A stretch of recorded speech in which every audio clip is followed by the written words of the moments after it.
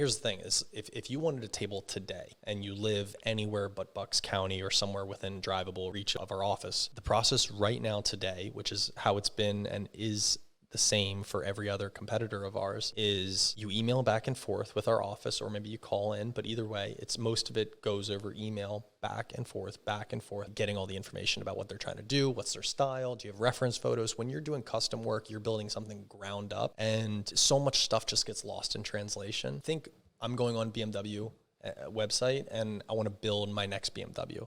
That's the experience it's going to be, where you're going on, you're building your custom table. These slabs are constantly new. It's never the same. Maybe we have 20 slabs on now that are available. It's always different. All the base options are there, and we're the only place you can find these. We're going to have other options that are just like our designs made out of wood as well. There's kind of options for everybody.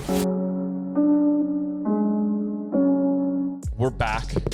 We're in a different location than we have been. We are at Paramount Wood Company in their beautiful, fairly newly finished showroom. We've got Colin Thompson here, the owner, and of course, Gilmar Tobar. He comes everywhere. All the time, baby. You took that joke to the next level. Good for you. Oh, I didn't even mean it like that. Dude. That's funny as shit. Should we run it back or just no? Go for it. It's staying in. Dude, I was like, all right, dude, you're making some claims, but all right, I hope you back it up, dude. All right, we know what Gilmar's about. 100% of the time. It's that Latino, you know what I'm saying? Yeah, we have a running joke right now that Gilmar's Guatemalan. And like, if you really look at the world, like, Guatemalans run everything. I've been calling the Guatemalans the secret Illuminati. Mm-hmm. They run everything? Yeah, think about it. Restaurants, landscape, like everything that runs the whole country, Guatemala's behind it. Damn. If Guatemala just wanted to like shut us down, like everybody's worried about Russia and shit. I'm like, dude, you guys don't know. If Guatemala wanted to shut it down on America, they would just call everybody back. Bro, they sneak in and sneak out. That is the move. Your people have power. They do, bro. I'm going to stay on your good side. Yeah. Hey. Dude, that's what I'm saying. Like, everybody jokes, but, you know. I know a couple Raúls, man. Better relax. Yeah, you know a couple Raúls, dude. Raúls. Both. I know both. Yeah, I know all of them. Yo, this is Colin's show. Go, Yeah, my bad. Making it about you. My bad, Let's hear bro. about It's not about me. It's not about me, world right? power. No, it's not about me. Yeah, I don't even know where to go from there. Just talking about you running the world. But so we're in this showroom that you guys really kicked ass. Like, that's why I was like, we should just film in your showroom because this is so cool. I'm pretty sure the backdrop behind us is pretty. This show's pretty up on the screen, right? It's pretty good. It's fire. We got the live moss, or the is that what it was living? Yeah, it's preserved actually. Because if we had it live, it's everywhere for people that can't see it. It's like wrapping around the wall. But if we had it living, we had to do this whole irrigation system behind it. So we ended up I quoted out a company to do it. I was trying to figure out what I wanted to do on these walls. At first, I wanted to just do like a scratch coat of concrete, make it look kind of industrial. That was shockingly expensive. And then I wanted to do like faux brick, you know, kind of like artisan, like Italian, almost kind of vibes. Also, I thought that would have been cool.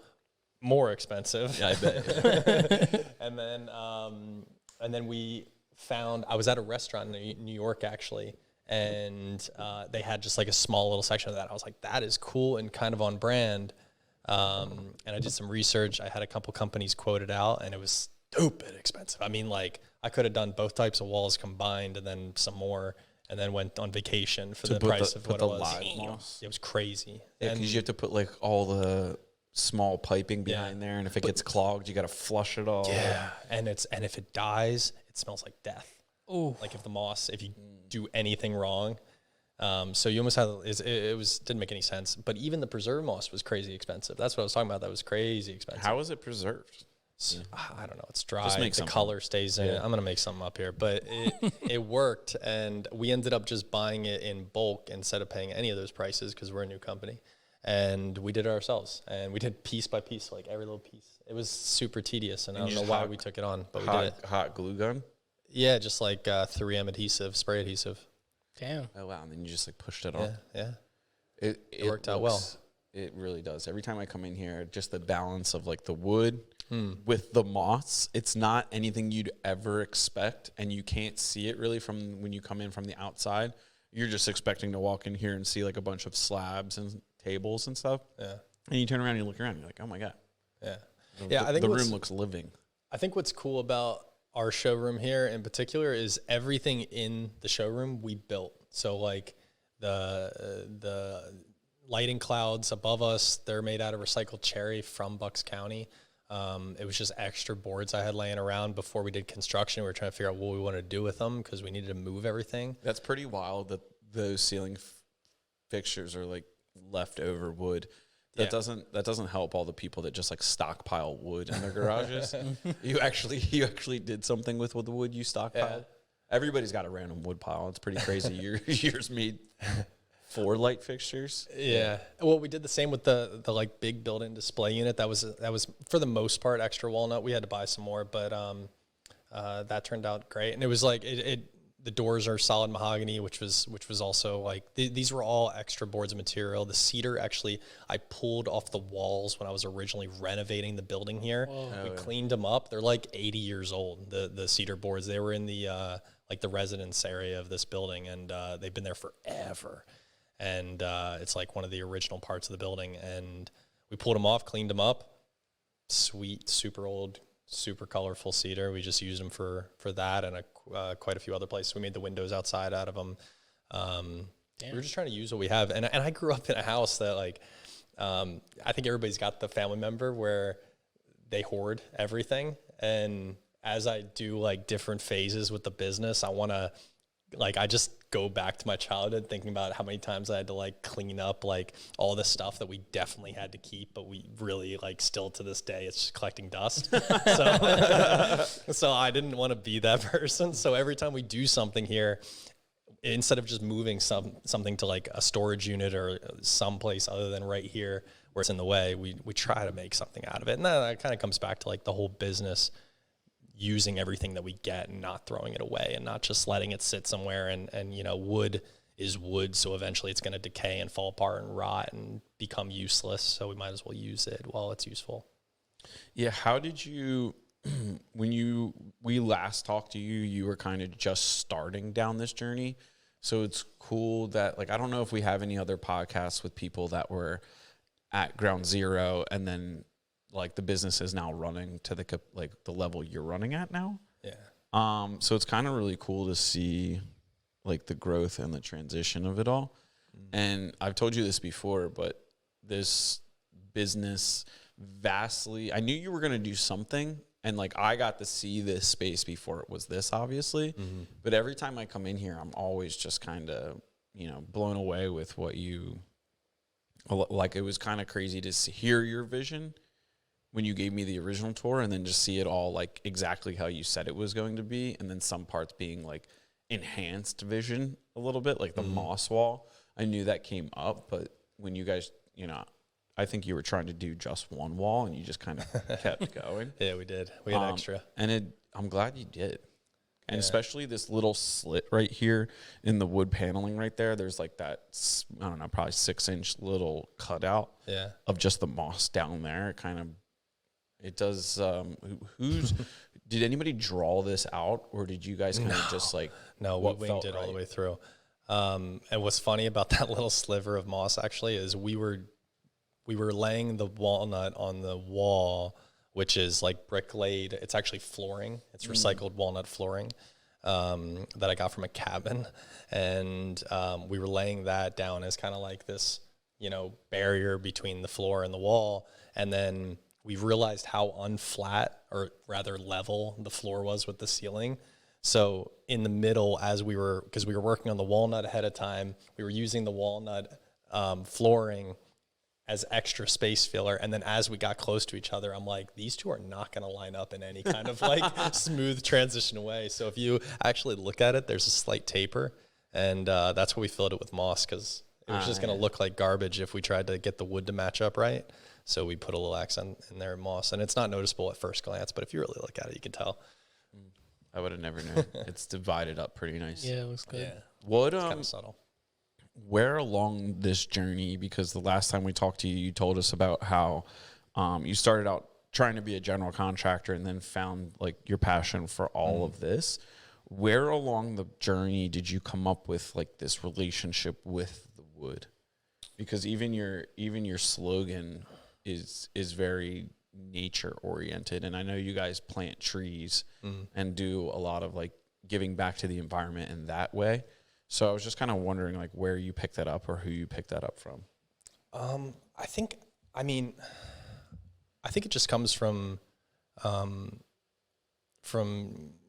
I was younger, I wasn't really on that subscription. I mean, I was racing cars, we're doing like 1.5 miles per gallon, it's like, I would recycle and, do kind of the minimum as just like a punk kid and into my 20s. And then I've been fortunate to travel, a really good amount. And, I guess as I get older, I'm trying to pay more attention to what my effect is on the world. And if I'm going to do something, like the perfect career for me is to do something that I'm passionate about and something that leaves a positive mark on the world.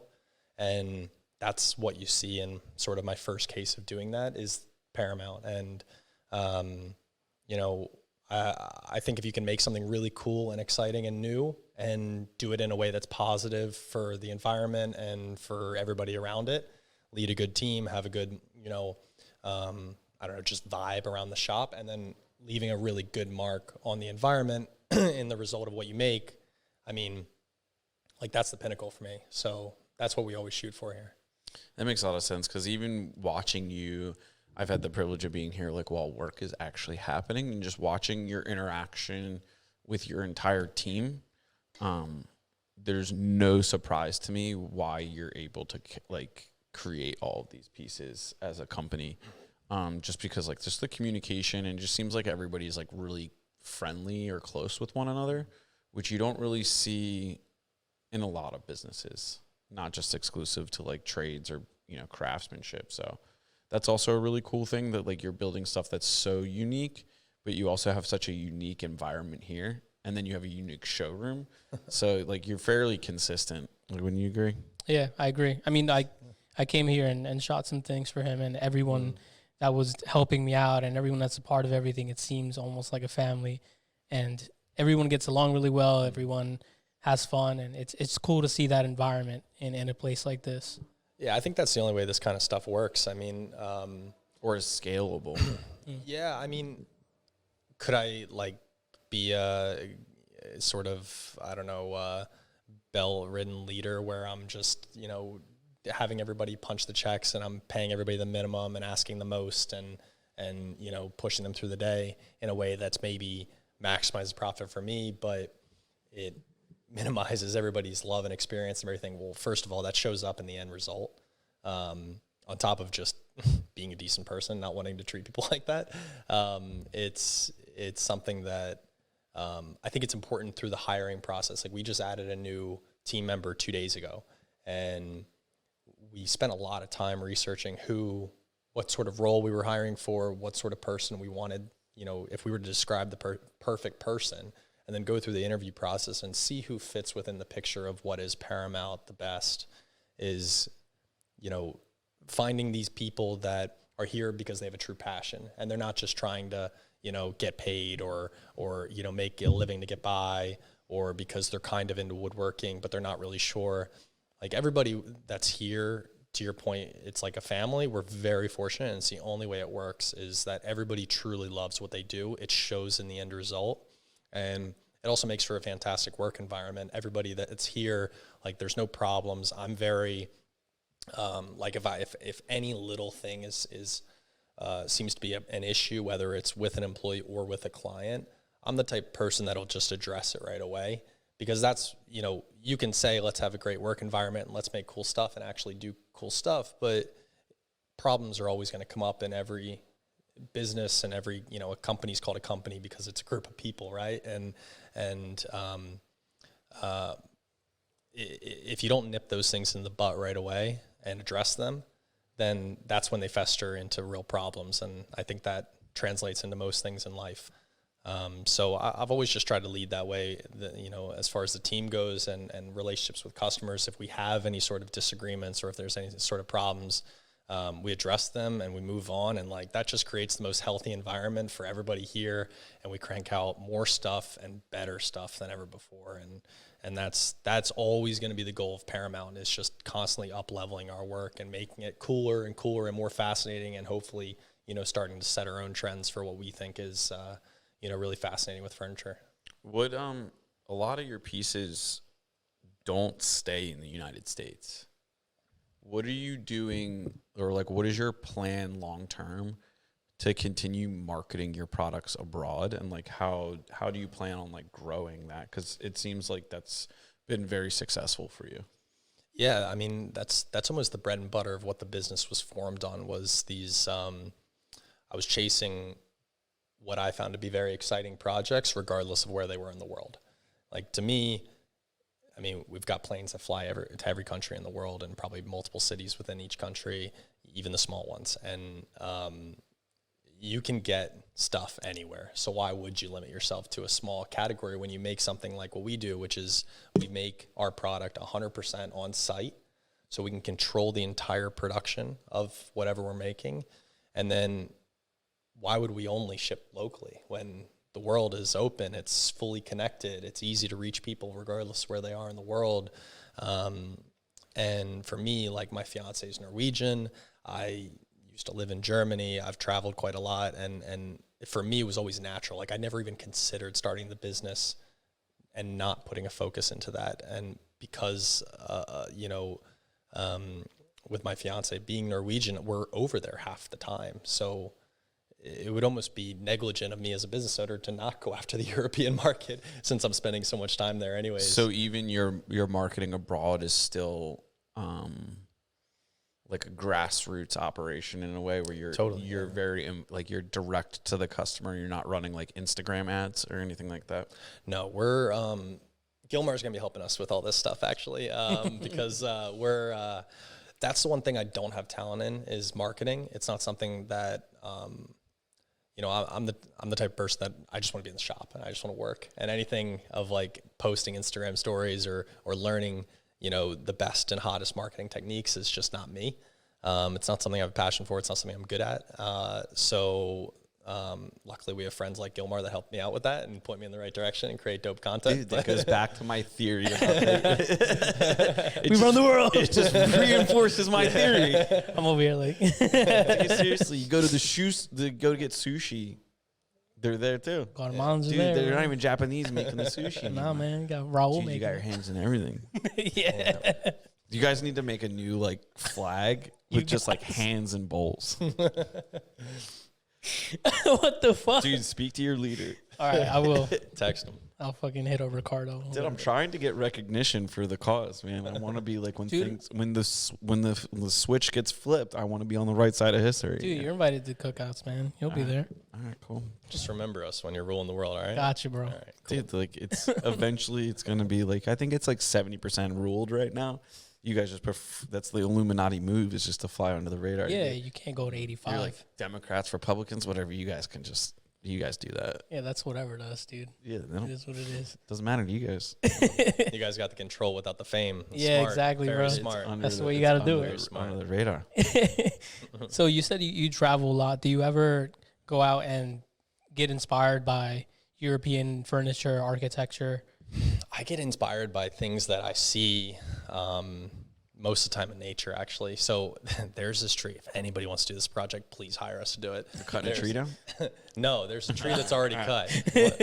It's think about this. We were in Hawaii 2 years ago, and we were walking on a beach, and I almost had this project sold actually, and I really want to do it. I think if nobody bites in the next year, I'm just going to figure out a way to do it myself.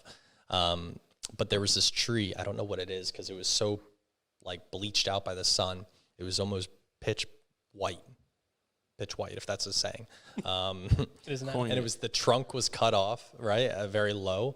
So it was maybe 2 feet of the trunk, and then the root system went down along solidified lava that was hardened over this beach.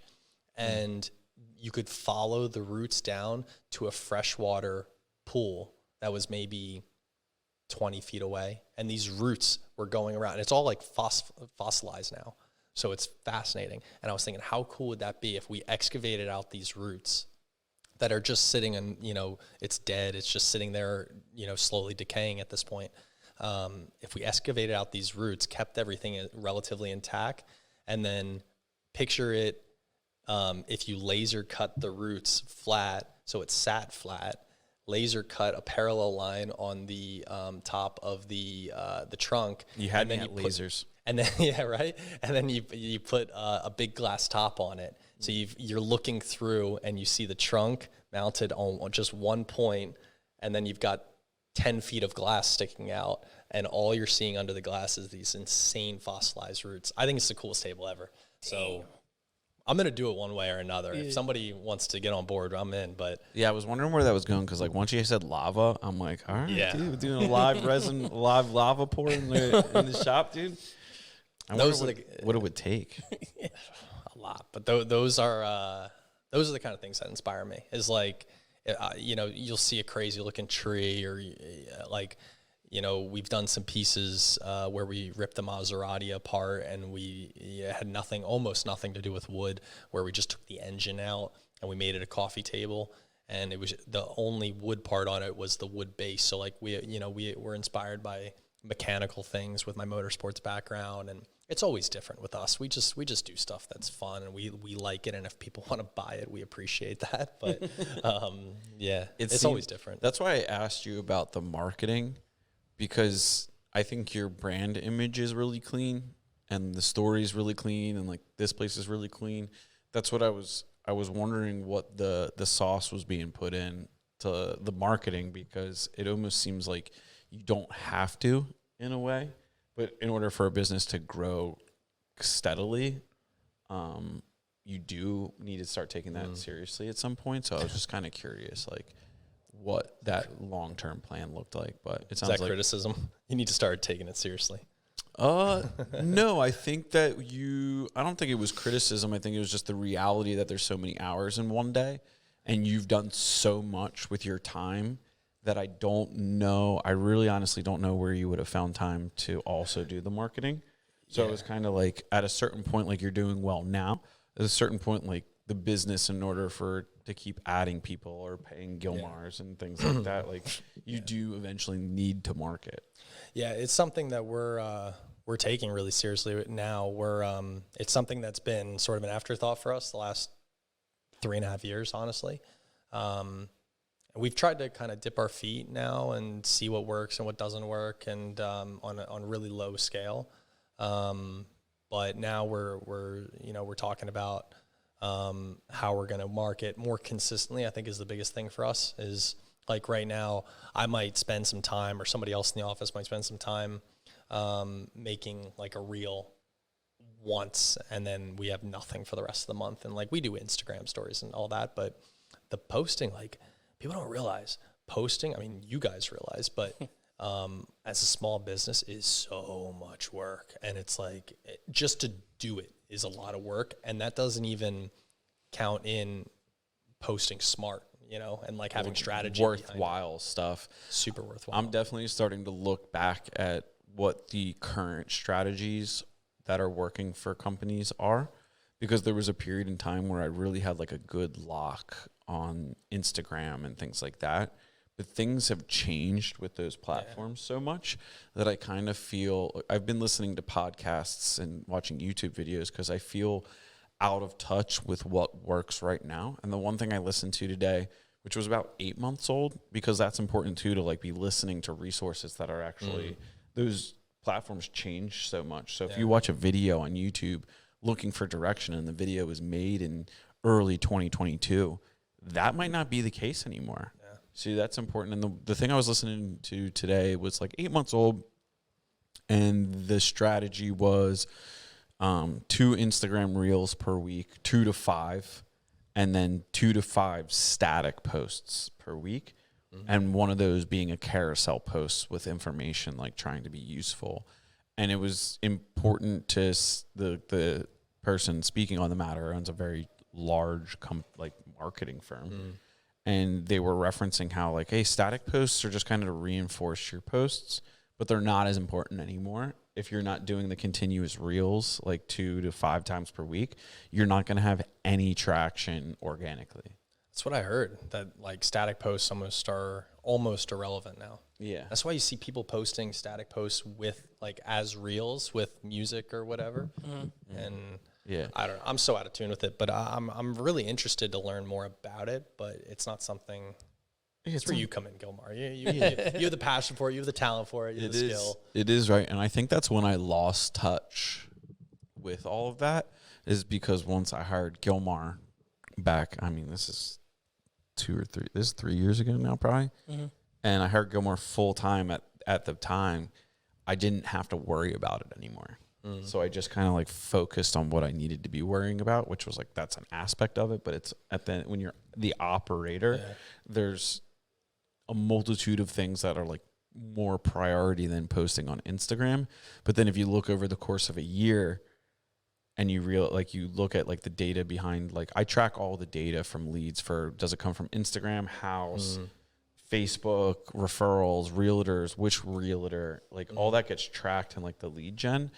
And it was crazy to see that there was like pretty decent leads that came from like house or YouTube for me. Interesting. And then they like found Instagram, or like Instagram and then found YouTube. And then, so like, it's always important to me to ask, like, where did you find us? Like, how did you get into this? And I'll tell you what, little secret for people that knocked on my YouTube channel, like early on, like every time I go to meet a new customer and my YouTube channel comes up organically, I close that deal 100% of the time, because they've watched so much of me just talking about lumber or framing or windows or just, little bits of information that the value from that is incalculable, because it's like you already know me. Yeah. Like you've seen so many, or the podcast, even if like I meet a customer through the podcast, it's almost a done deal. Yeah. Because if you've listened to 5 full podcasts, you've listened to me talk for a good bit of 5 hours. Yeah. It's pretty hard to hide who you are after 5 hours. Absolutely. I mean, if you don't like my theory on like the Guatemalans, like that's a you problem, and that might not close the deal. But like, that's like, like that's an example. Like you're like, oh, that's funny. Like it's a good idea. Like, and then you just like, it's not even relevant to building, but they get to see your character.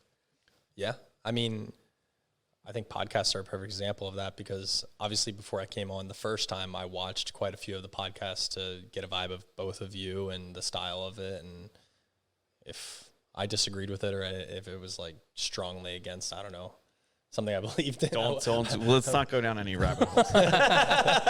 Let's bring up all the bad things you guys are saying. He like pulls out a the list, Nike like, shit we did. Speaking of which, I full-heartedly believe that Nike, if they built the Panama Canal, they would have had a billboard there. So just do it. Just do it and just build it. It's not. It started out as a joke, but after you hear it like 1,000 times, you're like, actually, there's some validity to this statement. Nike's savage, dude. Nike's savage. Yeah, they gotta keep it up. What? I don't know, dude. Fucking, I don't know. Yeah. Do it better. I don't know. Do it better. Just do it better. Just do it better. That's the new like Nike political ad campaign. Just do it better. Do it better. It's the new Obama Hope poster, bro. Yeah. Let's go. Whatever. Whatever.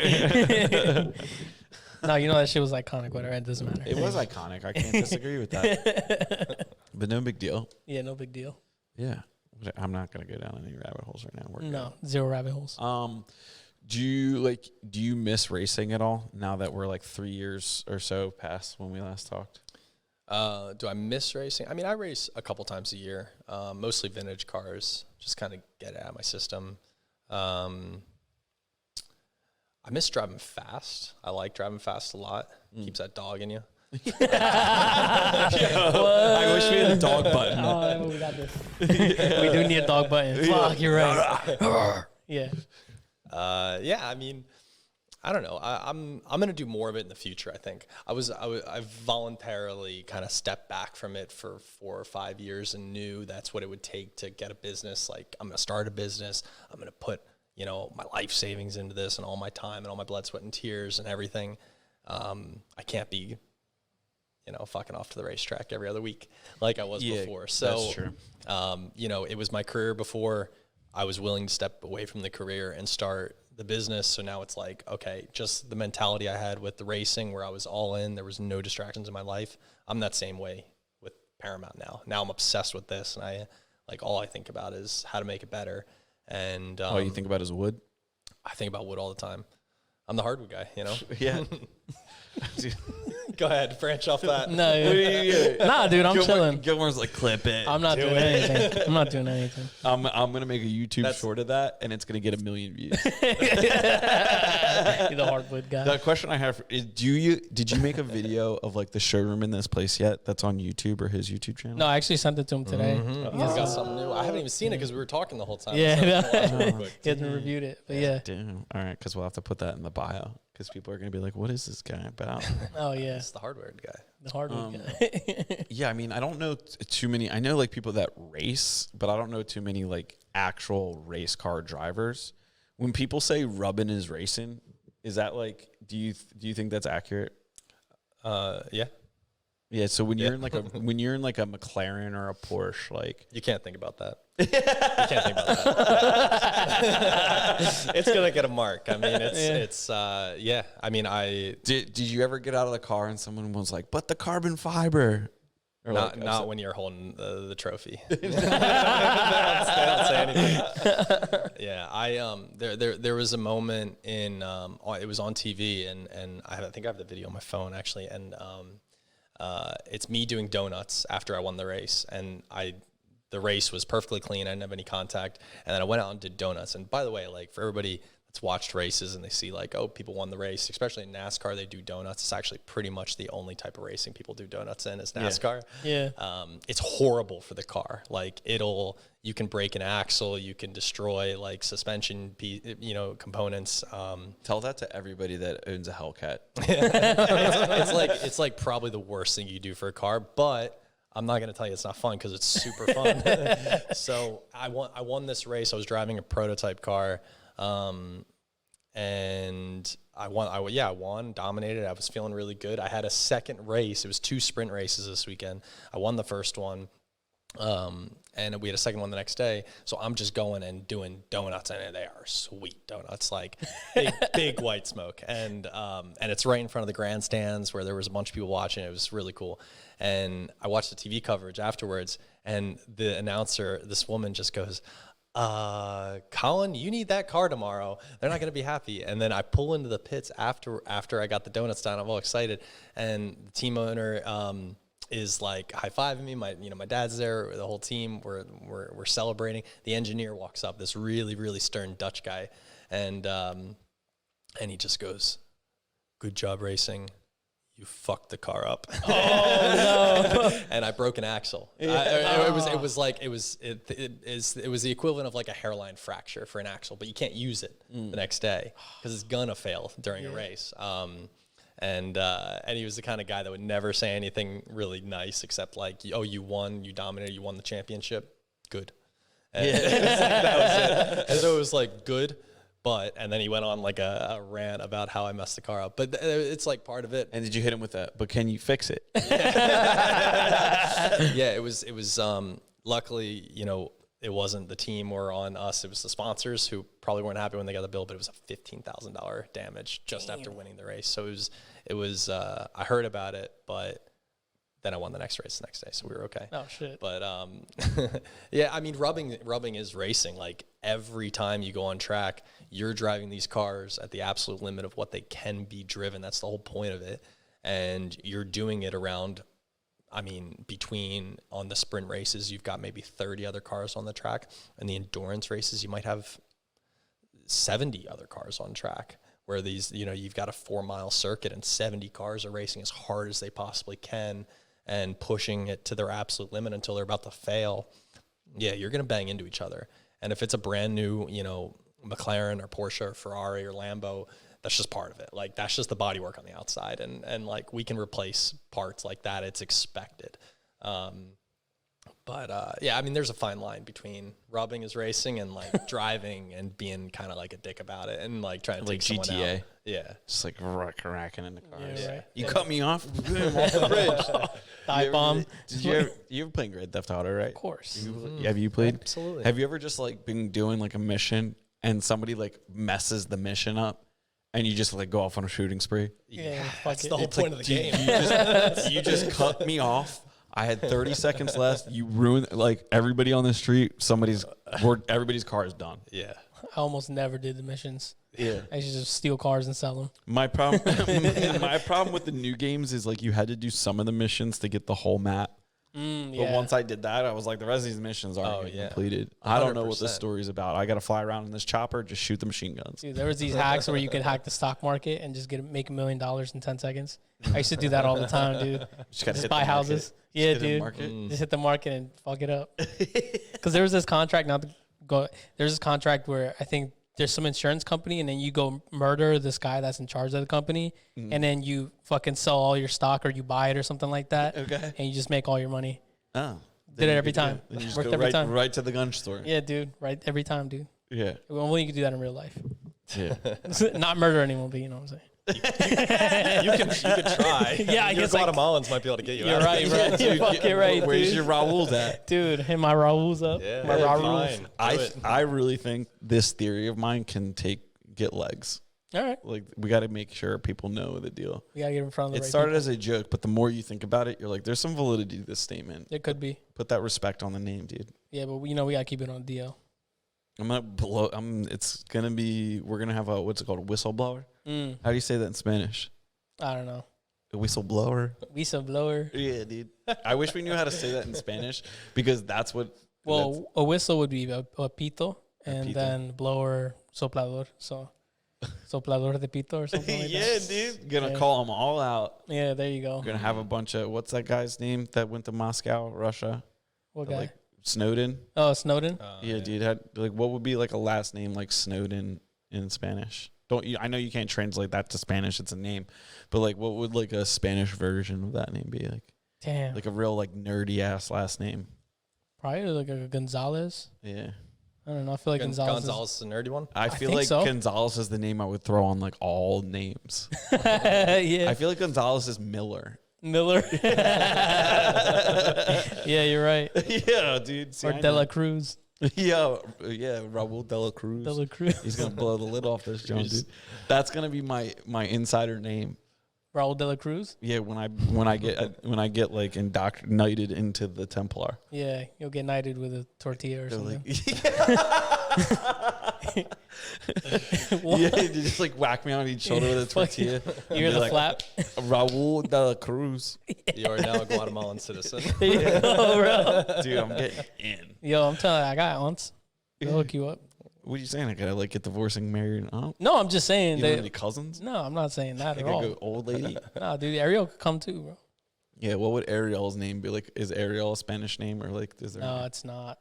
I Yeah. don't think so. I've never known a Guatemalan Ariel. The funny thing is Ariel's maiden name is Del Garcia, and Oh, there's really? there's a trash truck company around here called Del Garcios. And like every time I see the truck, it's like a smaller trash company. But every time I see the truck and Ariel's in the car, I was like, dude, that is your family. She's like, that's not Italian. That is Spanish. That is a completely wrong last name. I'm like, yeah, dude, Del Garcios. Del Garcia. She's like, it's not even spelled the same. I'm like, yeah, but the letter's cursive. You can't kinda- really tell. yeah, you squint. Just say you're trash goddess. Like, There you go. yeah, trash empire. Yeah, waste management. Yeah. Your parents farted something, you know what I'm saying? What if your last name was Waste Management? That's a tough last name. Gilmore Waste Management. That's a tough Yeah. last name, Be like, bro. oh, are you in the trash business? Be like, nah, no relation. Not affiliated. Don't know. What do you think, when getting back to the rubbing is racing, what aspect of this business is like the rubbing is racing version of making tables? Like, is it these, like, you have so much equipment and things like that? There's got to be some sort of treacherous part of this whole process. But that's If acceptable. someone Is it yeah, the losing resin? losing resin, that's the equivalent of a full blown crash. If someone treated if like an employee treated the tools in the shop the way I treated those race cars, that would be a problem. Dude, why are these chisels so blunt? Like all your chisels are just turned into spoons. Yeah, it's Because this is a real big difference between racing cars and making fine furniture. yeah, it's totally different. And I was doing it while I was racing. It's just why would I ever talk about, like me going home and woodworking while I was racing? It was just like my creative outlet. I think I mentioned this last time on the podcast. Like it was just something that it was just always there for me. It was almost the yin to the yang. Like it was totally opposite to racing, and that's why I liked it so much, because I could just go home. At the time, I was just doing it in my dad's wood shop that he had. So I wasn't even, like I was living in Miami for 4 years. I'd go home, visit my parents for a week, and I'd spend like multiple of those days just making something in the shop there. So it was just always something that was like a creative outlet. I had artists in the family. I had no skills with a paintbrush or a pencil. This was my sort of artistry. So wood always made sense to me. And now I'm teaching myself metal. I think that'd be an interesting thing to like involve in our work in the future. Gonna need a bigger shop. Gonna need a bigger shop. We're already out of space, and we finished the construction like 6 months ago. It's a problem. But you're gonna stay. Like you've put so much work into this place. You would never leave here. Yeah, we have space out back. We have a pole barn that we're an old pole barn that is super unsafe to be in. It's falling apart. I'm really hoping it falls apart. El Nino year, who knows? Yeah, dog. We'll cut it out after. Oh, Insurance companies won't listen this far in. it's got nothing to do with me. I'm just hoping it snows a lot. This is above the book here. I mean, it's yeah. So, but anyways, we'll expand into that when we need the space. Would you ever make a snowboard out of wood? Yeah. I Because it's just honestly, it's resin with just like the fiberglass inside, yeah. right? I'm making a skateboard right now. Yeah. Oh, shit. Is that the one with the black epoxy? Yeah. Is it finally getting like? I saw it in the mold. Yeah. So it's out of the mold. It's been prepped. Now we basically have to kind of sculpt it into getting the dips. Is it gonna? Are you gonna shred? Yeah, I'm gonna see if it breaks or not. 100%. Yeah. Do you still skate? I mean, super casually. I mean, like when I was living in Miami, I would longboard everywhere. It was something I really loved doing. I did it at college, and then when I was younger, I would just like skateboard skate. And I was on the rollerblade kick for a little bit, going over to Skate 360, if you remember that spot. I think we call those people fruit booters. Yeah, I'm a retired fruit booter. Let's go. But I'll skate sometimes. I'm not that good. I just enjoy it. I like snowboarding a lot more, actually. So Yeah, we were talking I about definitely going do that. snowboarding. Yeah, I'm trying to get a trip together. let's do it. I'm down. You're the only other person that's been invited. You're invited, of course, but I don't snowboard, but I feel like you're into like tubing and cooking. Yeah, we'll get you a tube. I'll tube. Yeah, dude, I'll fucking do that. I'll sit down. Andrew will drag you on his snowboard. Yeah, I'll sit down and enjoy the snow. Yeah, man. I mean, that's okay. Yeah, it's fine. Yeah, we could just like be your dogs. Sure. Yeah. Yeah. I mean, that could actually be a thing. Like two synchronized snowboarders pulling a dude on a tube. Might get you kicked off a mountain, but it'd make a cool video if you got like a drone. I'd be pissed if I got kicked What off. about the snow? What are they called? Snow scooters? What are they? They're like They're like skis. You know what I'm talking about? The bikes with the skis, though. Yeah, and then you wear the bitch blades to like help you turn. Wait, what? Those Yeah, exist? We'll get you bitch blades. Holy shit! I'll try Yeah. the bitch blades. Bitch blades are like rollerblades to the ski world. Let's go. You just like they just like such short like blades. You can't really do anything safe with them. No. I mean, you can do like little stunts and stuff, but dude, if you pull on some bitch blades, it's go like do some real skiing. Yeah. Like, But you're gonna have a sitting on bad like day. almost like a it's literally like a scooter with a seat, but instead of wheels, they're little skis, and then you've got more skis on your feet, and you're just like. I've seen Along people for on the mountain. ride. Yeah. Yeah. It looks Yeah. crazy. The first time I I saw think they them, have brakes though. wait, what, did you throw like an anchor? No, I think it like drops like a little. Yeah, it's kind of like a little anchor. It's like a little black thing that Dude, goes. we should get a couple of behind. these and do some racing Yeah, This actually sounds like let's fun. figure it out this winter. or some rubbing. That sounds like yeah, dude. Yeah. You like going fast, right? Get my adrenaline going. So technically, if like rubbing is racing, and I just thought about this, is a math equation, right? Technically, instead of saying like I'm going racing, you could just say I'm going rubbing. Because rubbing is racing. Yeah, So it's interchangeable. Where it's like Rubbing equals racing. what if you made like a whole line of T-shirts that just say like rubbing, with just like race cars on it, and people are like, what? I don't know. Yeah, Could be potential. If you painted a nice picture with it. Otherwise, if you're just telling someone nice you're going to rub picture. one, it's not great. Yeah, see, rubbing. What does that mean? Me and my friends are going rubbing this. Yeah. What do you mean? Me and the boys are gonna rub hard Yeah, this there you weekend. go, yeah. Dude, it's sick. I feel like if there's any community that should just refer to thing as rubbing instead of racing, it's the drift car scene. Yeah. They like think they race, but it's not racing. No, that's more like how do I say this without disrespecting them? Because I have a lot of respect for them, but it's more like God, this is only going to come off disrespectful. It's kind of like figure skating.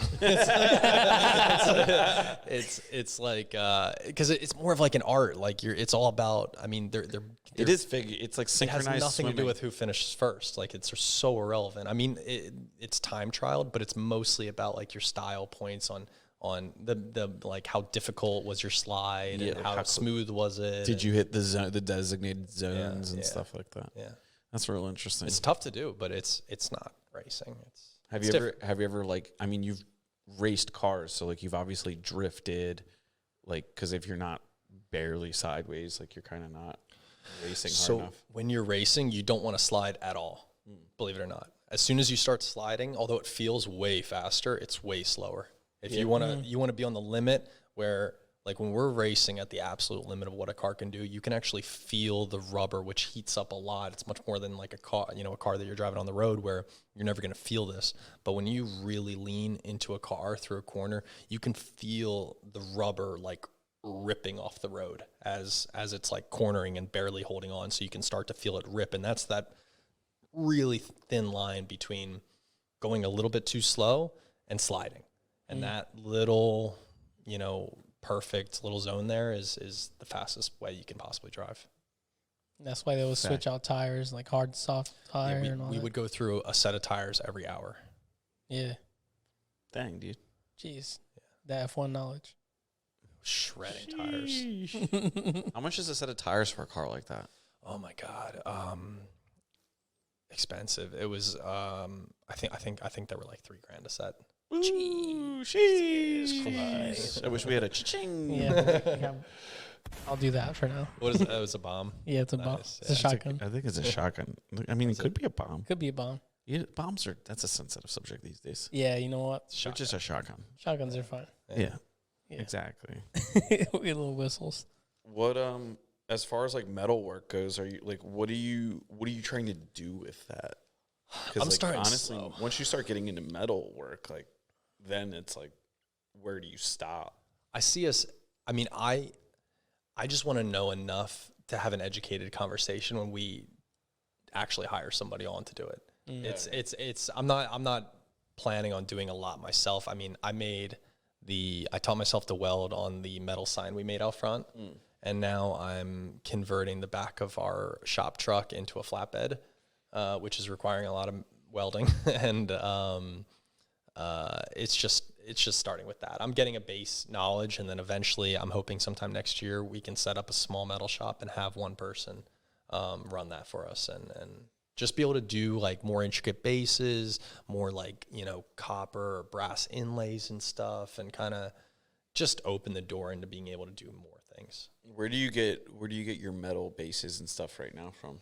Well, we make them, but we design them, and then we have a company make them in batches, because when we acquired Jeffrey Green Design Studio, he had probably 20 different base designs that he had designed, and most of them are like cast out of aluminum. So we have molds made, and so we make those in batches, and then we just store them. And then when a customer orders a table with one of these, say 20 options, we'll take the base out, we'll prep it, which basically means sand it smooth, and then get it powder coated.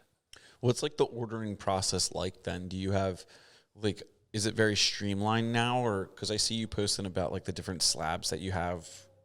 I mean, you have so much downstairs that, you know, there's a lot of opportunity there, but like, what's your sales process like?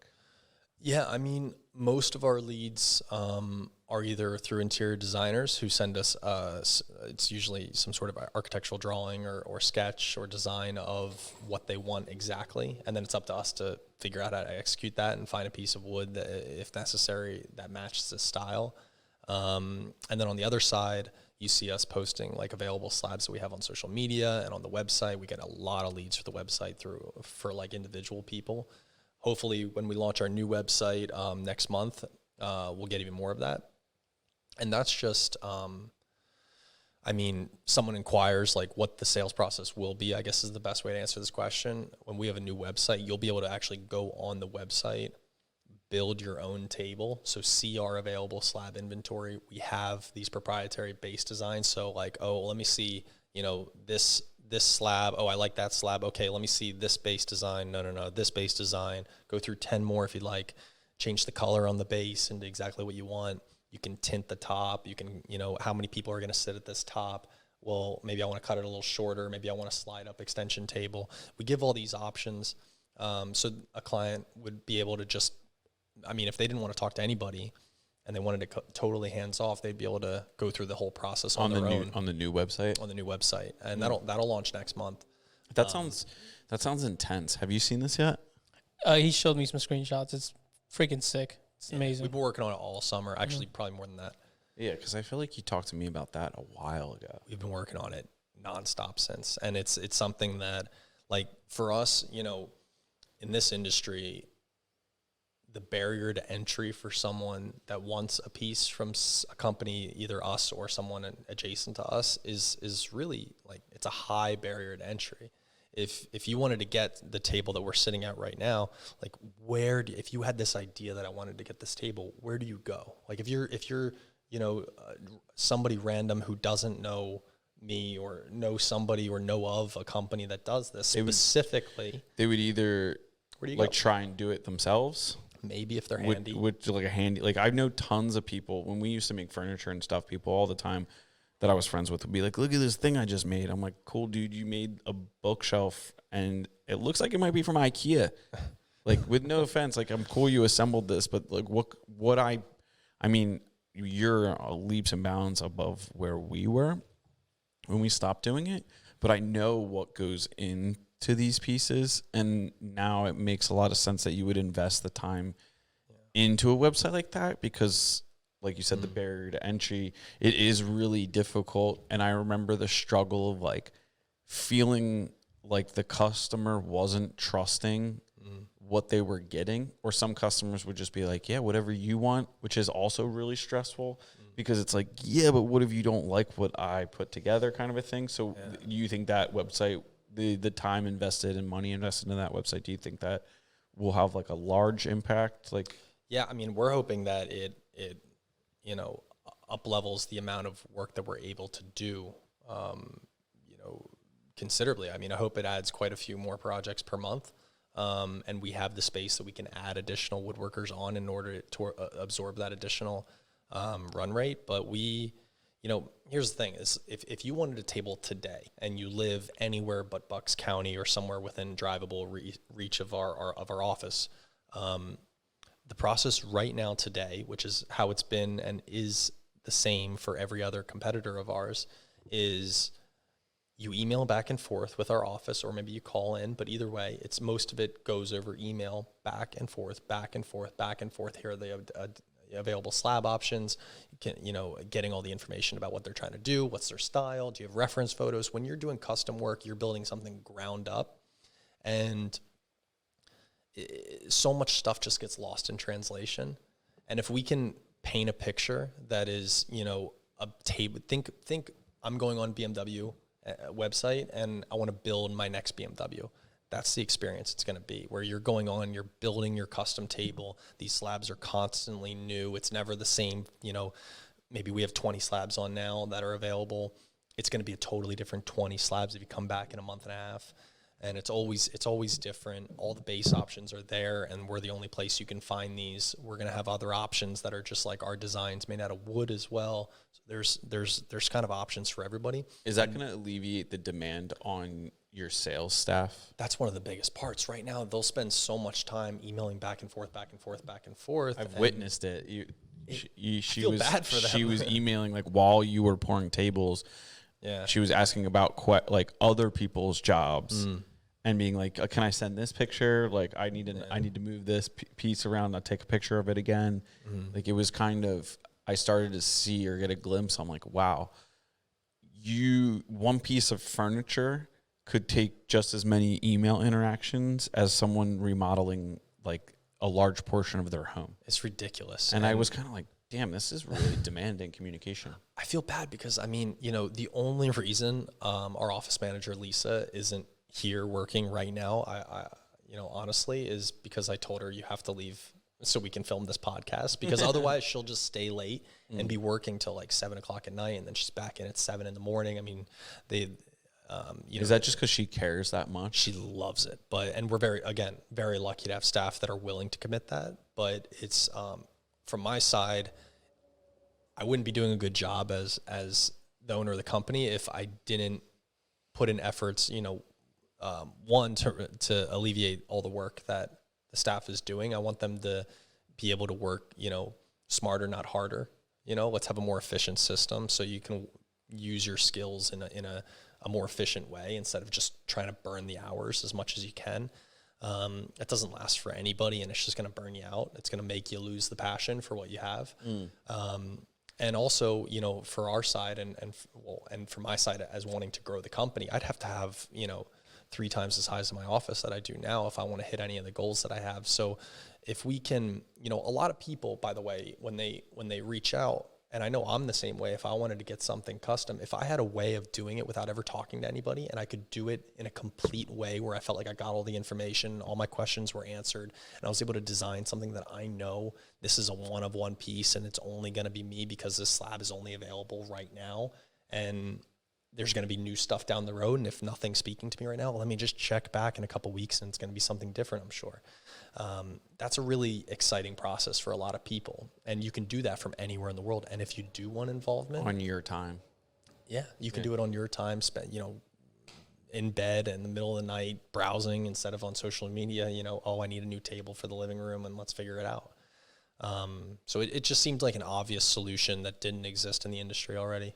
Do you think Lisa, or you and Lisa, will encourage people to kind of go to the website rather than doing the communication? Or do you think you'll still like the people that reach out? Because sometimes when you talk to people like remodelers or different businesses, once they develop a funnel like that, the goal is to push that funnel.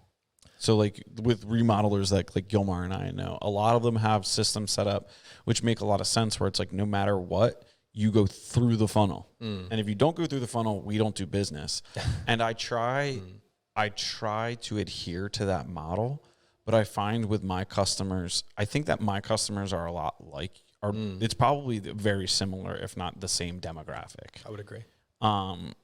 They want the information available to them very seamlessly, which is like the software we use, but they also want you to pick up your phone and speak to them about like some random nuance that like you don't even really need to talk about. They just checking in. Yeah. And I know a lot of companies don't do that. So what is like your take on that?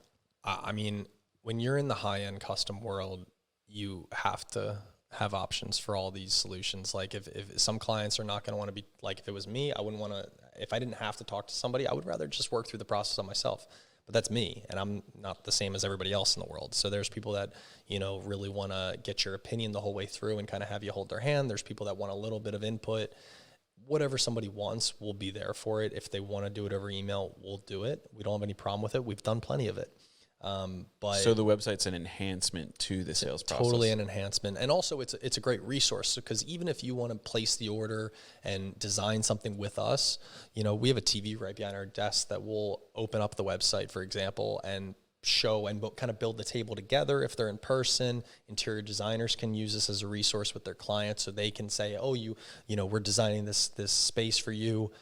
We really need, you know, a dining table for this area, and you know, on Paramount's website, you can design something. Let's get at least an idea of what you want to do, and they can sit down with their client and design a piece straight from us. They can reserve it on there. We'll give interior designers the ability to hold stuff while the client decides. And I think it's a great resource, not just for our relationship direct with clients, but also other people. Like, you know, you can almost think of interior designers in a lot of ways like salespeople for us, where we have a relationship with the interior designer, and then they have their clients and their projects that they're working on, and we're just there to work alongside them. How important are like the interior design relationships to you right now? Super important. I mean, it helps get us into new demographics that aren't familiar with our product. I prioritize having good relationships with interior designers, and it's also important to recognize what interior designers don't mesh with what we do, because we have a specific style, and if someone wanted to make something that was very, you know, maybe ultra modern or something, you know, that we didn't think was in line with our design vision and what we want to represent our company, we've strayed away from certain designers. But in general, most interior designers that reach out to us, they've already done that vetting, and we agree. When we look at their portfolio, it's something that's totally in line, and we can make some cool stuff here. I definitely think, like, you know, when people go to vote, they all post about like the sticker that says I vote. I've noticed a trend of designers or design personnel like posting that they're here. It's I've seen it too. Coming to, dude, you It's pretty recognize cool. it? Yeah. That's got to feel pretty cool that like it is. people are now like, I forget who it started with, but I think it's someone I know, because they like knew I was friends with you or something like that, or I brought you up. I was like, yeah, you gotta go check that place out. And then I just started slowly. Now I'm seeing designers that I don't even know. Yeah. Posting, being like, oh man, like check this out. And I'm like, that's having like been friends with you all this time. Like, I'm like, that's awesome. Like, you're now like a checkpoint on designers like social media. They gotta like check in and say that they've seen the showroom. I'm like, that's really cool. I mean, it's really cool for us, because we get sort of confirmation that it's not just us that like what we make, but some other people like it too. I mean, we love it when interior designers stop by. I think you have like a really great team, and you have a personality about you that's like very like welcoming, I guess, or just very eager to like please, and like you're very passionate about what you're doing. So like all that kind of meshes together to like this kind of I don't know what to call it. I don't want to say it. It's like you have a lot of desirable characteristics about yourself that people want to be around. Like, you have the vibe. I got the vibe. We call it the juice. Yeah, or the sauce. The Sauce is forever. Raul Yeah, calls that's it right. Sauce is forever. Juice is temporary, isn't it? Yeah. Yeah, so you definitely have juice and sauce. I have both. I think so. Juicy sauce. Juice and sauce, juicy sauce. There you go. Juicy sauce. Yeah, you got You it. got both. You Oh, got like yeah. the short-term vibe, and you're setting yourself up for like long-term growth. Whereas, at least from like my experience doing this, there's a lot of people that try, and not a lot of people that have like the thought process behind what you're doing here. Yeah, I mean, There's a so little many bit people of that are like, we want to make slab furniture. And Yeah. I'm like, okay. For me, a little bit of that was in the early days. We were talking about, I was general contracting a little bit. I was trying to figure out what my lane was. Even when I got into furniture and said, okay, I'm not general contract, I'm focusing on furniture. I started off doing like more economic kind of furniture, because that's what would sell, and it was easy to get those jobs. And as I kind of played around and kind of what we wanted our focus to be, making high-end, using exotic materials, like really just kind of pushing all in and trying to make the coolest stuff we possibly can, the most unique stuff. That's what got us excited about it. We weren't trying to chase some market that we did research on. We're like, okay, here's an opportunity. Let's make money here. We just wanted to make cool stuff, and we're very fortunate that other people agree that what we are doing is cool, and that it's getting received in the way that we receive our own stuff, you know. And I think that's the important part about most any business working is is you want to make something that you personally are like truly passionate about, and you're not just doing it because you think it's going to make you some money. The money will come if you make a good product and you have a good reputation and you treat people well. That's where, you know, we orient all of our focus. That's why I definitely think the slogan, like, we make art, not furniture, holds true now that I've seen, you know, a lot of your product. It's furniture, but even this table, for instance, like, it is all furniture, but there, like, you could, that slab over there, you could hang that up on the wall without the table base, and be like, that's a piece of artwork on the wall. Like the light fixture you have at the front door, like, it's all, like, you're definitely true to the brand. By the way, I'm going to make a prediction now.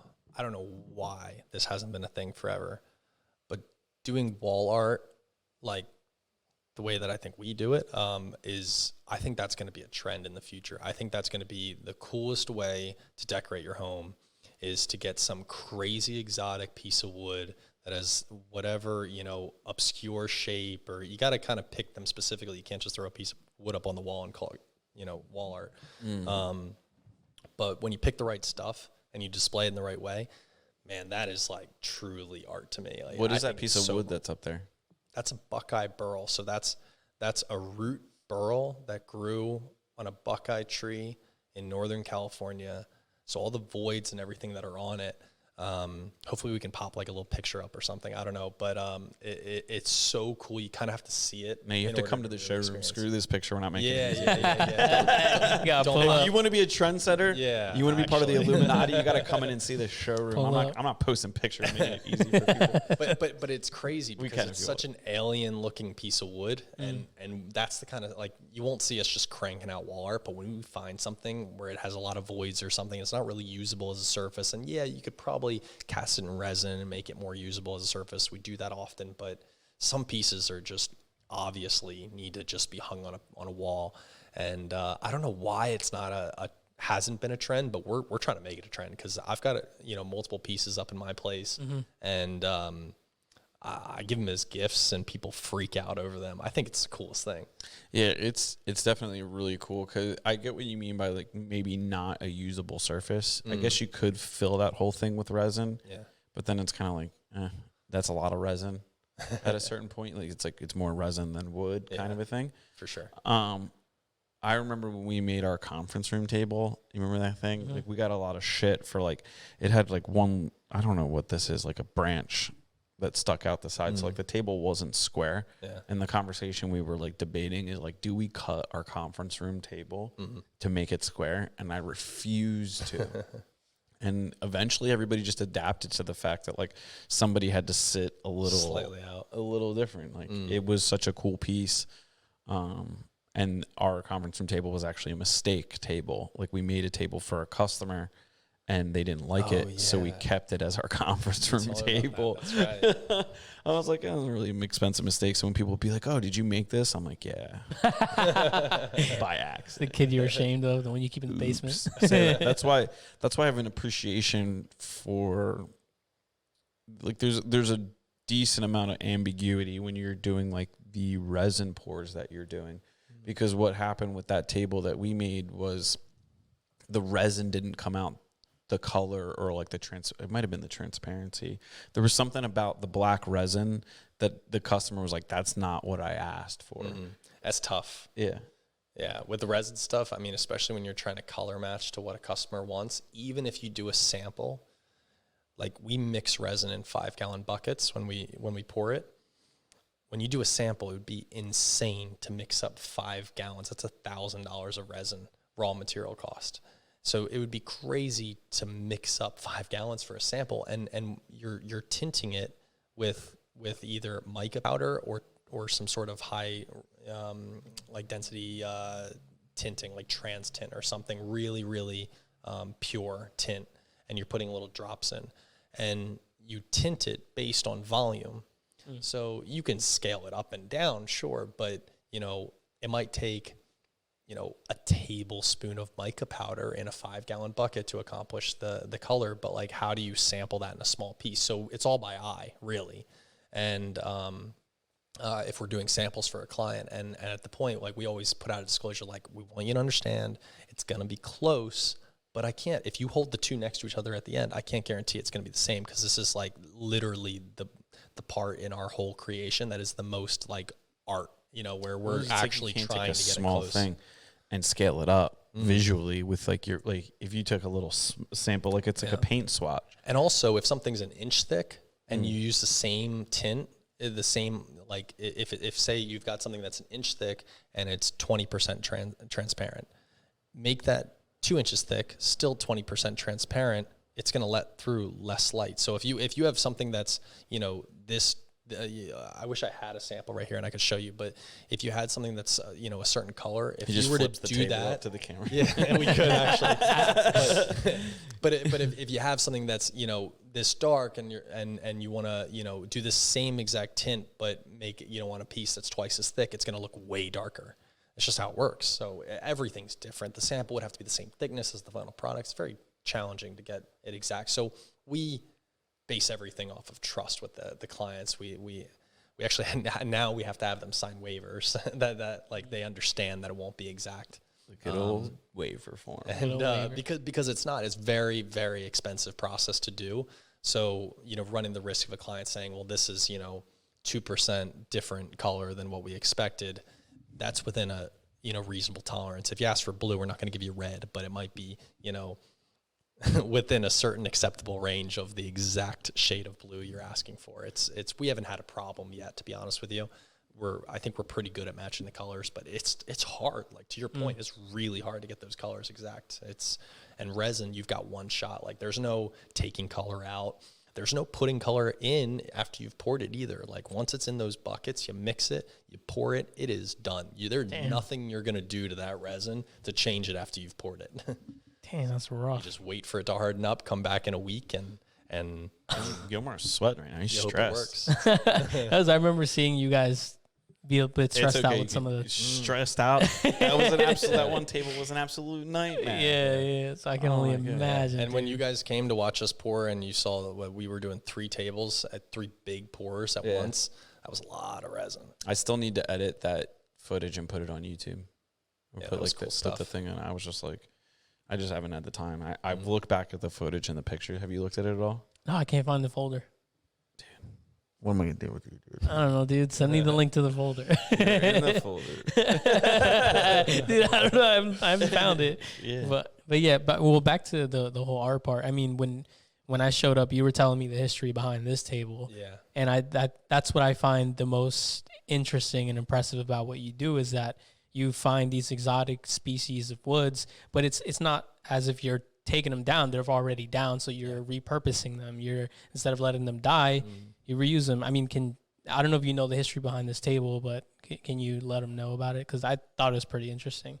Yeah, it's crazy, actually. So this table, probably 4 years ago, I had a roommate for a short period of time that came up and stayed at my place, and named Seth, and he was from Atlanta, Georgia. His grandfather owned a mechanic shop in Atlanta, worked there forever. He had, if you don't mind, I'm going to use my phone here and show you. Yeah, rock with it. Show you a picture. It paints the picture pretty well. Let's see. So we had, where is it? Is the metal bars on the edge of that, is that intentional? Yeah, so the picture will kind of describe it. So this was used as a workbench, this table. And it was used as a workbench for about 30 plus years. They were painting on it. It was grease, there was grime, there was everything on it. And his grandfather had passed. They were clearing out his shop. They asked Seth if he wanted this. That's like, I don't know. It looks like a big chunk of wood. I don't know what it is. I don't have anything to do with wood. I'm not interested. He was asking me at the same time. He's like, hey, I'm coming up to stay at your place for a few months. Do you want this piece of wood that I've just been given? And this is what it looked like originally. I'll send that to you guys. It's crazy. It's just a piece of wood. It's just a piece of wood with like just shit covered all over it and like caked on. It was a thick layer, at least a 1/4 inch thick. Here, we cleaned all that off. See that? We cleaned all that off, and it you know, it showed this, which is insane. This is elm, which is almost, I mean, it's basically extinct now, certainly in that area, and it's a relatively small tree. You can see the main tree in the middle, and a burl on either side. It's a rare occurrence to have a burl on both sides of such a small tree, especially this big. And we So cleaned is it off. this- It was insane? Is this the vertical part of the tree? Like it would be standing up if we Exactly. stood it up? Exactly. Interesting. Yeah. So the grain that looks relatively normal in the middle there, that's the normal part of the tree. Wow. So you guys just happened to like happen across this piece of wood. This was just by chance, just coincidences in life brought this one in. I wonder if like people are watching this right now, just being like, I got that piece of wood in the garage. I'm about to yeah. Just somebody like standing a 2x4. It's gonna be great, honey. It'll be something. I swear. Yeah. Just like hammered. No power tools, Dale. It's just an old 2x4. Dude, that's really cool. Yeah. So a lot of the pieces that come in have a story, but you know, the one thing we never work with is tree farms. They don't support any natural habitats. They grow trees. They cut them down, grow them as fast as possible. They cut them down.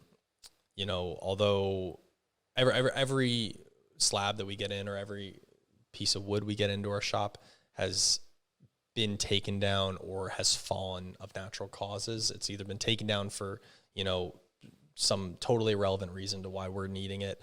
You know, maybe it was falling about to fall, or it was in the way of, you know, like we have it often in cities. If they're doing construction, they have to remove trees so that the, you know,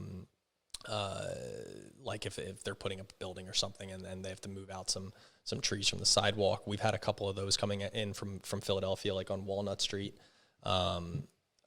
It's always a different story. And So Philly wood. yeah, a little Philly wood. We have a lot of Bucks County wood. And then a lot of our exotics come either from the West Coast or we get a lot from Africa. Yeah, kind of all over the place. Yeah, I remember it was cool when I was partnered with Mike Manzo. We had a towable wood miser. So we could cut. Oh, yeah. We could drive out places and cut slabs. And then we built the kiln to dry out the wood because we made the mistake of like talking to different tree companies and they were just dropping wood off at our shop. They would be like, hey, we have like this massive piece of walnut that way. And then we didn't have a forklift that was ours. We'd like borrow one, but they would show up and drop pieces of wood that we were like, how are we going to get this onto the saw? Be like, how is this piece of wood going to fit on the saw? And the whole model when we were working together was we were going to take, that's like kind of how the name, part of the name Revival was like our goal was to, and we were successful at it. It just didn't, the model didn't work. We were taking properties that we were renovating, and there were properties that got furniture from wood that was cut down from trees on the property. Oh, yeah. So once that started happening, we're like, well, we could just call tree companies and just get the wood. Like if somebody cuts down a walnut tree, just bring it by us. We'll slab it up, let it air dry for a period of time, and then we'll put it in the kiln and make furniture. And the problem was we were doing that, building cabinets, remodeling building houses. Like we were doing 3 separate businesses at once. And that was kind of like the first business that kind of got cut. Yeah. It's the type of business that you either have to push all in on or not at all. I mean, it's and by the way, the whole sort of sentimental aspect of someone losing a tree and then turning it into furniture has been super popular for us. We just finished a piece, you know, the tornadoes that came through, what was it, 2 years ago? Oh, yeah. Did a lot of damage around here. And we had a customer in Doylestown that lost a copper beech tree. It was super special to her. Been growing there forever. And we took it, we dried it. Copper beech is not a wood you typically work with at all in woodworking. It's very brittle wood, crumbles very easily when it's dried, and also it cracks and pitches. But knowing that this was special to her, we milled it in a way where we kept it thicker, knowing we're going to need to remove more in order to get a flat surface. We took some stabilizing precautions, and we were able to turn out a table for her kitchen that is stunning, and it'll last her forever. And it's kind of a way for, I mean, she was in tears when we delivered it to her because she was so connected to this tree before. It was so important. It was the biggest tree right in front of her home, and and she had actually, in the time that it took to dry and us to make the piece, she had planted, and they were fails where the tree had died, 2 or 3 different trees in that time. So she was just like so devastated that she had lost this big tree and none of these other trees were working. And then we got the table for her and she was crying and she was so happy. But I mean, that's so cool in a way, on how to take something that now is going to be dead and, you know, would be wood chipped or just thrown away or whatever, maybe made into firewood, into something that, you know, she can appreciate in a different way. Yeah, that is really cool about this part of the country. And then I guess like the Pacific Northwest as well. There's just there's an abundance of tree contractors here. Yeah. So there's no shortage on slabs. We're so lucky. Like I didn't realize how lucky we were when I started the business until I started communicating with other businesses that are in the same sort of industry or adjacent industries. In the Midwest or Texas or the South in a lot of places, like there's no good wood. We could build a pine tree table. Like it's just not. Or honestly, most other countries like South America, aren't that many really solid hardwood options. We get some trees from there, but they don't have the diversity that we have. You know, Europe's very restricted in what they have. It's crazy that the Southeast Asian and Southeast Asian region has some really great options, but you know, when you talk about biodiversity of trees that are specifically great for woodworking, you have really the Northeast and the Northwest of the U.S. and you know, the connecting Canadian side. It's crazy. I thought he was going to say Canada. I was going to high five. Canadians, right? Yeah, dude. We know how we feel. Yeah. We blame Canada. Yeah, I guess I never really thought about like the biodiversity on like a global scale. Yeah. That's kind of, I guess, like in South America, you have like the Amazon, and that has like intense biodiversity. But like the rest of South America, like you have, you know, you just get what you get in those tropical regions and stuff like that. Yeah, a lot of those trees are really, you know, I think something that, and someone's probably gonna tell me I'm wrong about this, but I think what a big contributor is the very distinct seasons that they have in all 3 of those regions. Is like we have a very clear summer, a very clear fall, winter, and spring, and you know when you put a tree into hibernation and then it grows through the spring, summer, and fall. It's a lot of these trees are growing very slowly. And very, you know, they become very dense and like, you know, if you look at how a redwood tree grows, it'll grow infinitely times faster than a walnut tree, but the wood is almost useless. Like we have a redwood burl slab in here right now. Not much redwood's very usable. It's usually very brittle, very soft, very cracking. And you know, on the comparison, walnut's like a dream to work with. I mean, it's super hard, but it cuts like butter. It's fantastic. So yeah, we got hardwood in the Northeast. Yeah, we got hardwood in the Northeast. So I didn't know that about walnut. Our wood goes hard. Yeah, it does, man. Infinite puns. Yeah, have you ever been to the redwood forests? Where in Jersey? No, that's fucking Pine Barrens, right? Not in Jersey. My bad. Yeah, dude. My bad. Jersey. I don't know my wood. I don't know my wood, bro. Yeah, you know what you're not about? What? Wood. Yeah, I'm not about wood. My bad. Yeah, out west in like California, Oregon. Yeah. Never. More so like Oregon and Washington. There's these trees, man. It's crazy that they're not really that usable. Yeah, I guess they just grow so fast. But and these the trees are like massive. There's trees that are like as wide as this room. You could drive a car through a couple of trees in Cali. There's like tree tunnels. Yeah. And you said they're not that strong. They're just soft. I mean, cracking. they're strong enough to hold themselves up a few hundred feet in the air, but when you try to use them for woodworking, typically no. Damn. Not that great. There's a picture of like my brother or I somewhere in my mom's house standing on a tree that fell, and like we're like a Lego on top of a tree. Yeah. Yeah, it's crazy. Like it's crazy to. So what can you use that wood for? Just burning it? Great firewood. Yeah. Comes up quick. Yeah, I don't know what they use redwood for, honestly. What? What's up with you and cum today? What the fuck? No. All right. We're making wood puns over here. It lights up quick. My bad. Lights up quick. My bad. Yeah. It grows from the ground. Yeah, it grows from the ground. And it's soft and sucks. Yeah, man. Damn. You look like you would be about wood, though. You kind of have like this vibe to you, that Especially with that hoodie on. Yeah, the bro. Paramount Co. That's a nice hoodie. It is a nice hoodie. It's currently my favorite hoodie. It's so soft. Every week on my whiteboard in the office, like I literally have like get more merch, and I it's been on there for 8 weeks, if not more. I just ordered more today, and I just it keeps getting put on the back burner. And I know come like December or like Christmas time, I love to be like, I'm that guy where I'll like give my family company hoodies and stuff. I'll take it. I'll be like, Ariel, what did we get the so and so for Christmas? I'm like, they also get a hoodie. Yeah.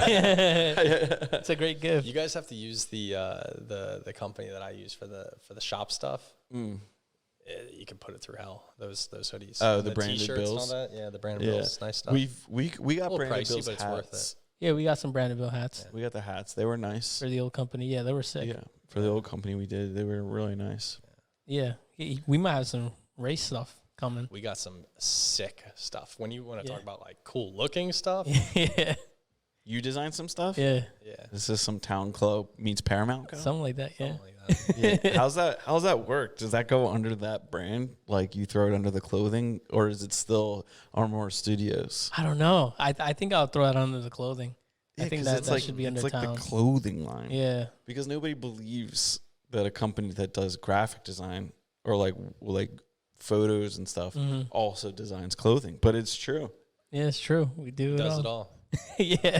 Yeah, man. We got some cool shit. Hopefully, I hope to be like completely threaded out in just my friends' clothing, Oh, it's the best. company clothing. Yeah. The Service Brothers. Have you ever met Nick and Steve? I met them at that networking event. Happy hour. Yeah.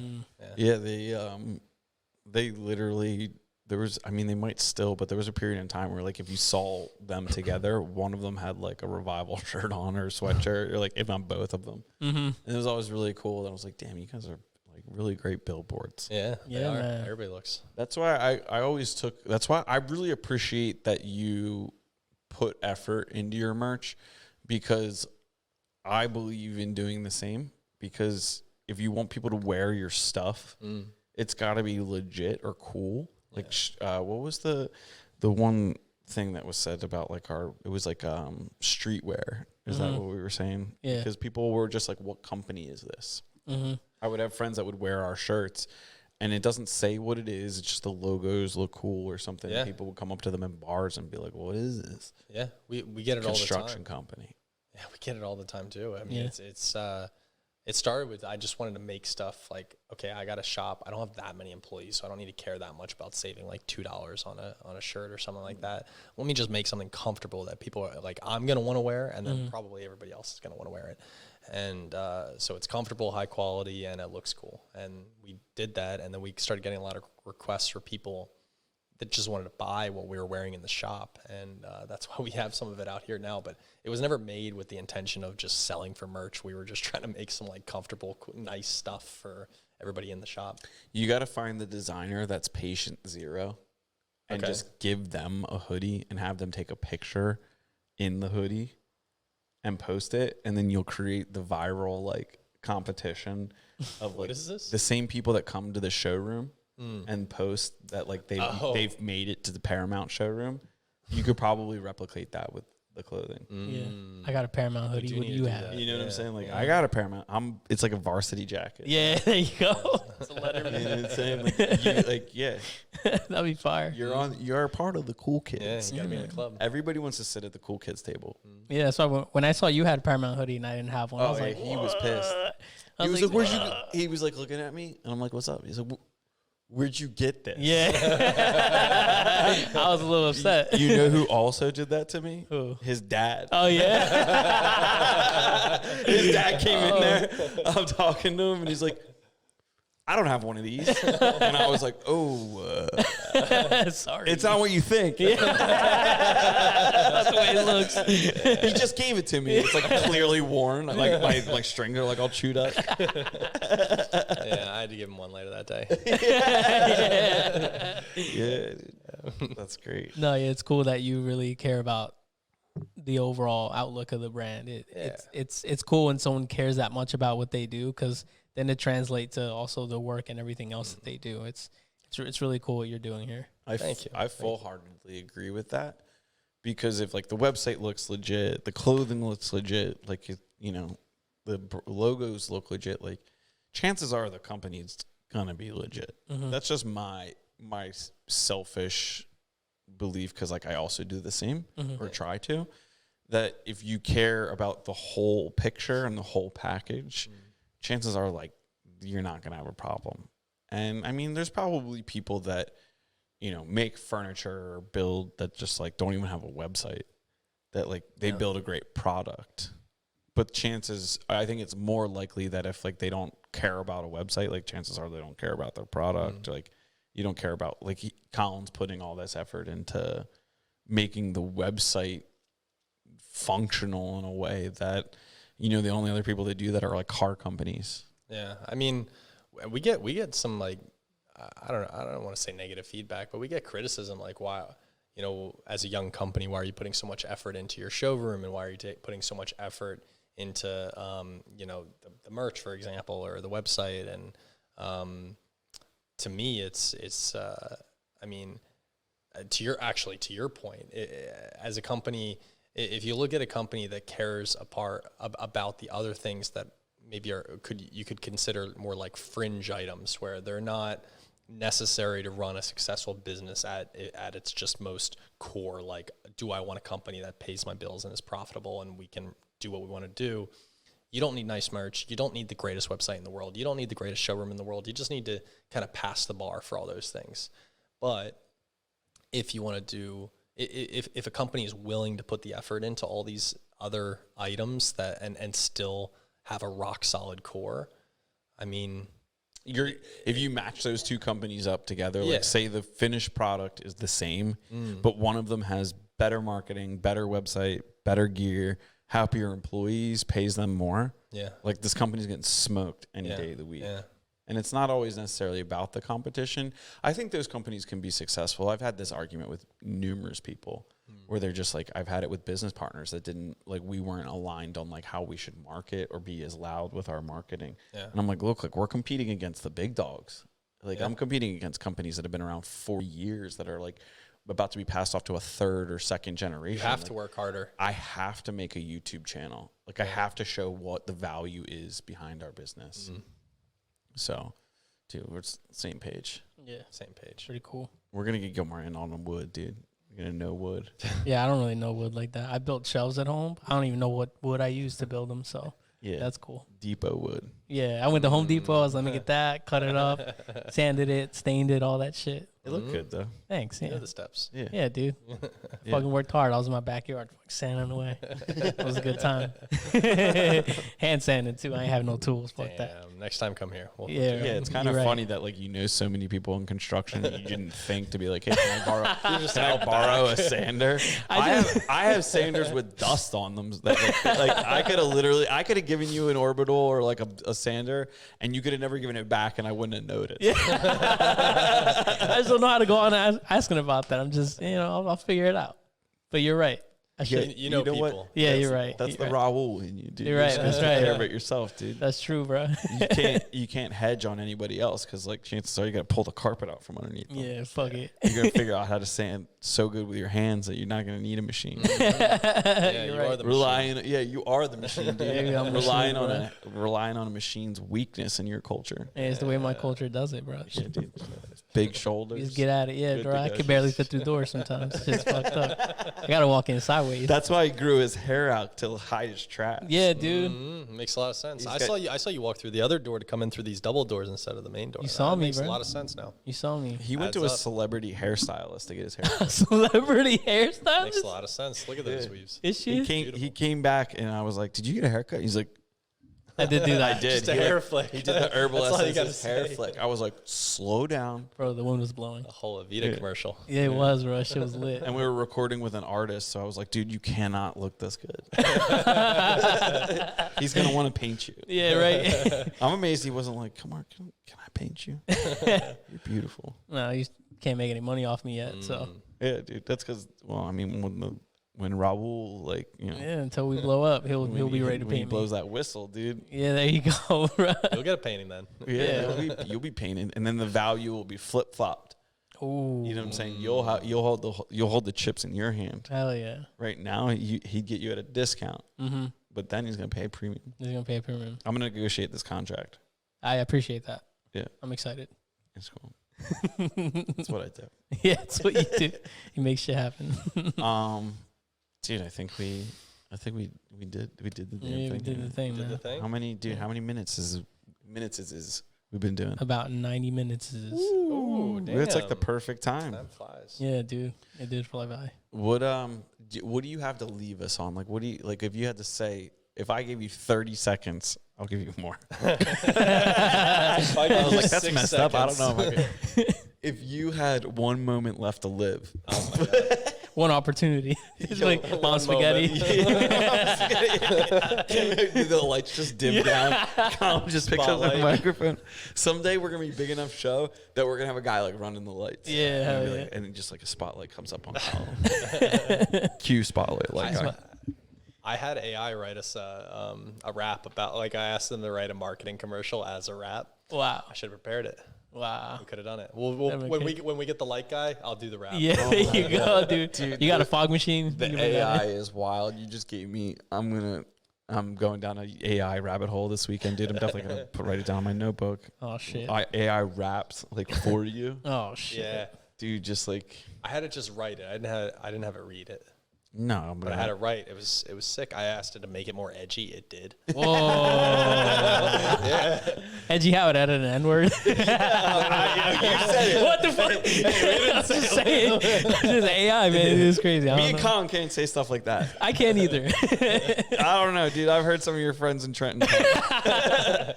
I'm like, oh shit, dude. I mean, he does have curly hair. That's really Raul. His skin's a little dark. It's fine, I guess. He's Dominican. He gets by, I guess. Yeah, no, he says that all the time. He's like, how come you don't say it anymore? I'm like, I never said it to begin with. Yeah, I don't know. He's funny. But that's funny that AI wrote that shit for you. That's Yeah, pretty cool. Yeah. We'll crank it out as an ad one of these times. Oh, for sure. That'd be a good time. Yeah. Just like sales, just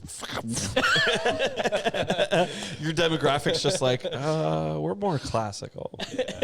Make headline AI ruin someone's business. That'd be crazy. Yeah, I picture people that buy your stuff like predominantly listen to jazz music. Yeah, that might be right. We usually play jazz music in here. Oh, I actually. love jazz music. Yeah, it's good. a vibe. Some good shit. Very good. Dude, Makes it feel elegant. Yeah. you said it. What the fuck? It does. Stop saying that. Throwing all this shit on me. Dude, thanks so much. This was awesome. This was a good time. Letting us come by and hang out in your showroom. It's Hell it's really inspiring to see. And every time I come here, I'm like, this guy's doing it. Mm-hmm. It's and then like for people like myself, and I'm sure Gilmar can attest to this. It's like when you hang out with people, even if they're doing something completely different than you, but we call them builders. Me and Gilmar just used to on the podcast. We used to just call ourselves builders, not in like the construction sense, but like people that take something, you know, like some aggregate material and like create a business from it. It's like you have a vision, you have all these like little fundamental things that, and then people like all of a sudden 10 years later, people are like, oh, you made it overnight. And it's like, no, there's like all these little pieces that came together. So it's really inspiring to hang out. And that's like the privilege of the podcast for us is like, we get to meet and sit down with these individuals that are, you know, doing what they're doing. It's inspiring. It kind of like rubs on us on it. Like tomorrow I'll be like fired up in the morning. Be like, I'm gonna make some stuff. Yeah. I'll be like looking at epoxy later and just being like, no, don't do it. Close the book. Just call Colin. Stop by any time for that. It's equally cool for us to like almost, you know, well, at least for me, to sit back and, you know, you're so in the ebb and flow every day of what we're doing. It's almost nice to sit back and just talk about what we're doing and almost put into words the actions that we've been doing. Because you don't think about it when you're in the moment, and when you sit back and talk like this and reflect on it, it almost re-inspires, you know, me. It's cool. Yeah. I love it. Yeah. Yeah, that's a whole awesome. nother level to that. Mm-hmm. It's like you're like, oh wow, I have done all this. Yeah. Yeah. Yeah, it's pretty cool. I keep doing it. Hell yeah. Dude, Keep doing it. You never stop. Never stop. Um, Down. dude, thanks so much for coming. Gilmar, thanks for being Gilmar. Thanks, course. Gilmar. Yeah. Appreciate y'all. This is Andrew Gilmar. and Colin Thompson hanging out in the Paramount Wood Company showroom that you need to check out, or, check out the pictures and stuff that Gilmar has. I'm sure they're on the website, YouTube video coming. And but I definitely encourage anybody that's local, or if you're traveling to Bucks County for tourism or whatever reason, this is the spot. Mm-hmm. And we're Bucks County's #1 investigative journalists. We are #1. So we did journalism here tonight. Thanks for listening.